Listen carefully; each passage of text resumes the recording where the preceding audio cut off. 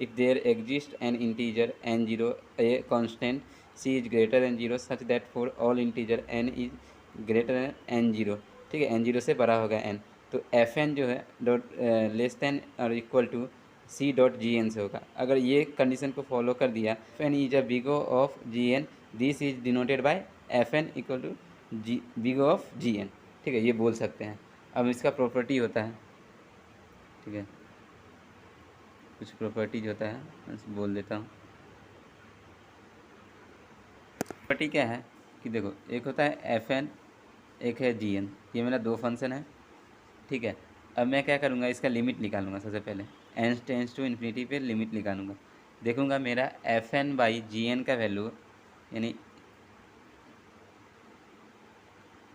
F n by g n जो है equal to L आ रहा है। मतलब सपोज दैट कि एल आया, ये जो एल है वो मतलब अगर इसका तीन कंडीशन बनेगा। अगर ये L if L equal to zero है, if L equal to C है, मतलब कांस्टेंट वैल्यू आ रहा है। अगर if L equal to infinity आ गया, अगर मेरा अगर एल इक्वल टू जीरो है तो देन बोलेंगे, एक मिनट, देन ये जो हो जाएगा कि एफ ऑफ एन जो बिलोंग करेगा वो बिगो ऑफ जी एन से।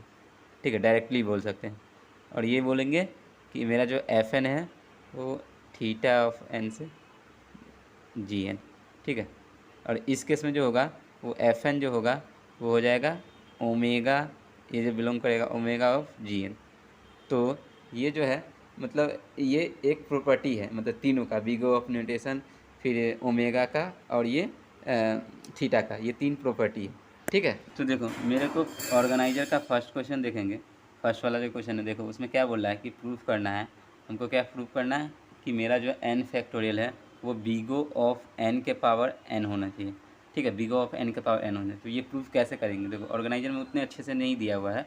तो इस केस में हम क्या करेंगे, सॉल्यूशन निकालेंगे। सॉल्यूशन में क्या करेंगे, लिखेंगे लेट, ये मेरा एफ एक्स हो गया, एफ एन हो गया। ठीक है, पहला वाला को एफ एन मानेंगे और दूसरा वाला को क्या मानेंगे, एफ एन मेरा क्या है एन फैक्टोरियल, और जी एन क्या हो गया, जी एन हो गया मेरा एन के पावर एन हो गया। तो ठीक है, तो इस केस में मेरा जो बोलेंगे वी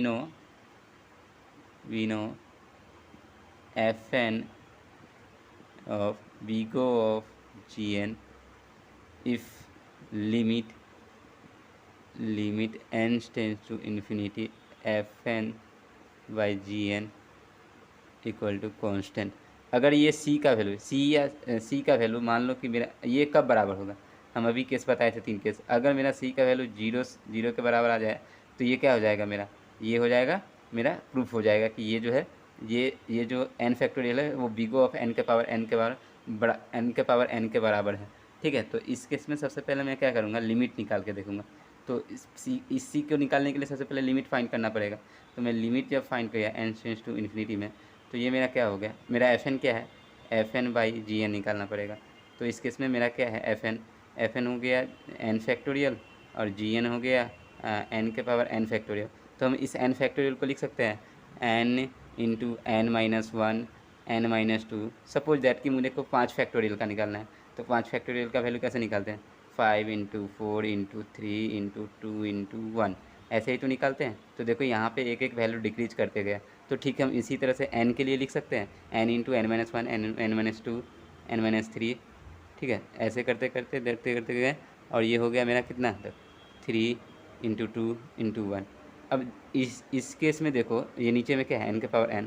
अब देखो मैं सारे में से n कॉमन लूँ तो ये क्या बन जाएगा, ये इसमें भी n कॉमन लिए तो एक हुआ, इसमें किए तो n के पावर 2 हो जाएगा, इसमें किए तो n के पावर 3 हो जाएगा। तो सारे में से n के पावर कॉमन ले लोगे तो ये n के पावर n बन जाएगा। देखो थोड़ा ऑब्जर्वेशन करो, तो ये क्या हो जाएगा 1 माइनस 1 बाई एन। मैं ये क्यों बनाना चाहे, क्योंकि मैं इसको इसलिए ऐसे बनाना चाहे क्योंकि देखो 1 बाई इन्फिनिटी का वैल्यू 0 हो जाएगा। तो ये एक आसान रहेगा लिमिट में। तो 1 माइनस 1 बाई 2 बाई एन, ऐसे करते 1 माइनस 3 बाई एन। तो ये ऐसे करते करते ये 2 बाई एन हो जाएगा 1 बाई एन। तो ये हो जाएगा n के पावर n। तो देखो n के पावर n से कट गया, तो ये देखो ये 0 हो गया। ठीक है, ये 0 हो जाएगा, ये 0 हो जाएगा और ये पार्ट भी 0 हो जाएगा, ये पार्ट भी 0 हो जाएगा। 1 बाई इन्फिनिटी 0 हो जाएगा। तो ओवरऑल लिमिट का वैल्यू यानी ये जो मेरा सी था, मान लो कि ये पूरा का वैल्यू सी आ रहा है, तो सी का जो वैल्यू क्या आ रहा है, 0 आ रहा है। तो 0 आ रहा है तो इट मीन्स हम क्या बोल सकते हैं कि मेरा जो है ये कंडीशन क्या था कि सी अगर 0 आ जाए तो इस केस में क्या हो जाएगा कि मेरा जो ये था n factorial big of n के पावर n, ये प्रूफ हो गया, तो इसके बराबर कह सकते हैं। ठीक है, तो यहाँ लिख देना hints n factorial of big of n के पावर n इज करेक्ट। ठीक है।